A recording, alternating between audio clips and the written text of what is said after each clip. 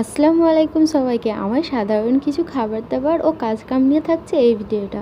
দিন সকাল সকাল ঘুম থেকে উঠে পড়ে একটু ঘোরাঘুরি করার পর আমার মা আমায় বলল যে নারকেল ভেঙে দিতে ক্ষীর রান্না করার জন্য। দেন আমি সেটা ভেঙে দিয়েছিলাম। তার কিছুক্ষণ পর খেয়েছিলাম আমি একটি লাল আলু পোড়া। আমাদের এখানে লাল আলু পোড়া মানে এটাকে বলা হয় মিষ্টি আলু। মিষ্টি আলু পোড়া খেতে খুবই ভালো লাগে। সেটা আমি একটু একটু করে খেয়ে নিচ্ছিলাম। তারপরেই দুপুরে খাবার নিয়ে বসে পড়েছিলাম। প্রথম পাতেই আমি নিয়েছিলাম মুগ কলাইয়ের ডাল। মুগ কলাইয়ের ডাল খেতে আমার খুবই ভালো লাগে। আমি পরের আইটেমে নিয়েছিলাম কলমির শাক ভাজি।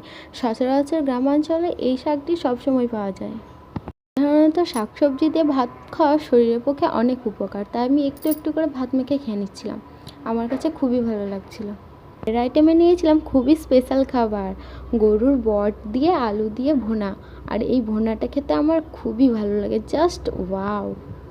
একটা করে বটগুলো নিচ্ছিলাম আর জাস্ট মুখে পুরে দিচ্ছিলাম। কি বলবো, অসাধারণ। একটু একটু করে ভাত খেয়ে নিচ্ছি। তোমরা কে কোথা থেকে আমার ভিডিওটি দেখছো অবশ্যই কমেন্ট করে জানাবে।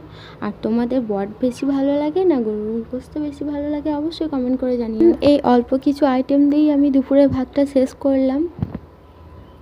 টিপ কিছু বন্ধুদের জন্য সবসময় দেওয়া ভালোবাসা রইল। তোমরা সবসময় ভালো থেকো।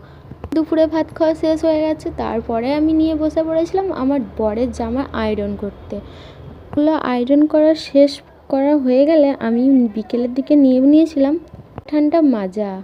জাস্ট ওয়াও, বিকেলটা পুরো জমে যাবে বলো, তাই না?